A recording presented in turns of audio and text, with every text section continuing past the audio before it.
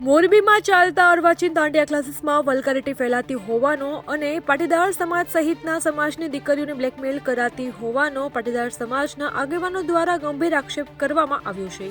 તો આ કથિત દૂષણના વિરોધમાં શનિવારે રાત્રે મોરબીમાં જનક્રાંતિ સભાનું આયોજન કરવામાં આવ્યું હતું, જેમાં મોરબીના ધારાસભ્ય કાંતિ અમૃતિયા, પાટીદાર સમાજના આગેવાન મનોજ પનારા સહિતના પાટીદાર અને અન્ય સમાજના આગેવાનો ઉપસ્થિત રહ્યા હતા। મોરબીની તાજેતરની સમસ્યાઓ જે આ ગરબા ક્લાસીસ અમે બધા નથી કહેતા પણ મોટા ભાગના જે આ વલ્ગર લોકો ચલાવે છે એમના દ્વારા જે આ સમસ્યા થઈ છે તેનો વિચાર મિત્રો સિરામિક ઉદ્યોગપતિઓ, સામાજિક આગેવાનો અને નવયુવાનોને બધાના સાથે મળીને વિચાર હતો અને આ વિચારને અનુલક્ષીને આજે મોરબી સમસ્ત મોરબી પાટીદાર સમાજની જનક્રાંતિ સભાનું આયોજન સમસ્ત મોરબી જિલ્લા પાટીદાર સમાજ દ્વારા કરવામાં આવ્યું હતું। તેના અનુસંધાને આજે આ વિશાળ જનમેદની સભા મળી હતી અને આ વિચારને સમગ્ર પાટીદાર સમક્ષ ઉજાગર કરવા અને પાટીદાર સમાજમાં દૂષણોથી દૂર રહેવાની ક્રાંતિ લાવવા માટે આખી આ સભાનું આયોજન કરવામાં આવ્યું હતું। આજે આપણે સભાનો એક વિષય હતો કે પાટીદાર સમાજની બેનો દીકરીઓને જે છેડતી કરવામાં આવે છે કે ગરબામાં શીખવા દાંડિયા ક્લાસમાં જે પણ એને નુકસાન થાય છે, જવાથી એને કાંઈ ફાયદો નથી એટલો બધો જેટલો એને આ દૂષણનો સામનો કરવો પડે છે। એના માટે આપણે બધી એક સભા ભેગી કરેલી હતી। તેમાંથી આપણને જાણવા મળે છે કે આવી પ્રવૃત્તિઓ પણ થતી હોય છે જેની આપણને જાણ નથી હોતી બધાને, કે બધાના પેરેન્ટ્સને એટલી ખબર નથી હોતી કે આપણી બેનો દીકરીઓ જાય છે ત્યાંમાં પણ એને આ બધો પણ સામનો કરવો પડતો હોય છે। એમ મારું નામ છે વૈભવી લીખિયા।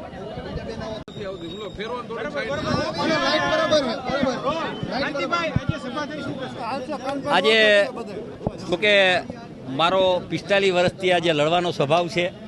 આજે સમાજના આગેવાનને જૂથો જોઈ અને મને એવું લાગે કે મારે હવે 25% લડવું પડશે અને સમાજ 75% લડશે અને હું સમાજના પડખે છું। આજે સમાજ પાટીદાર સમાજ છે એને એકનું દુઃખ નથી પણ તમામ સમાજમાં જે દૂષણ છે એને દૂષણ કરવા માટે અમે તો ધારાસભ્ય તરીકે બધા સમાજ આવતો હોય અમારા પાસે કે અત્યારે સમાજમાં જે દૂષણ કેવું છે કે કાંઈ કામ ન કરવું, લુખા તત્વોને સીન સપાટા કરવા, કોકના પૈસા પડાવવા, મોટરસાઇકલ લઈને ગાડીઓ લઈને આટા મારવાને ગમે સમાજની છોકરીને એને કુંડાળામાં લઈ અને 2-3 વર્ષ પછી સમાજને એને દીકરીને એમ થાય કે હું પસ્તાવો થાય ત્યારે એવું દુઃખ થતું હોય તો મારું આહવાન છે કે તમામ સમાજને કે આપણી દીકરીને દીકરાને સારી રીતે કઈ રીતે આપણે એને ભણાવી, કઈ રીતે સારી રીતે કોઈ ખોટા સેન સપાટામાં ન જાય અને આવા ખૂબ જ અમારા પાસે કેસ આવે છે, ખૂબ કેસ આવે છે। મેં હમણાં જ વાત કરી કે એક લાંબા વાળો તો હું તો ઓળખતો નથી, મને મુકાશભાઈ કુંડારીએ આગલે દી ફોન કર્યો, પહેલાં મેં કીધું એને મારો, પછી એને થોડોક ઠમઠોડ્યા પછી 4-5 દી પછી તપાસ કરી કે શું છે, એ બહારનો હતો અને ખરેખર એને મારી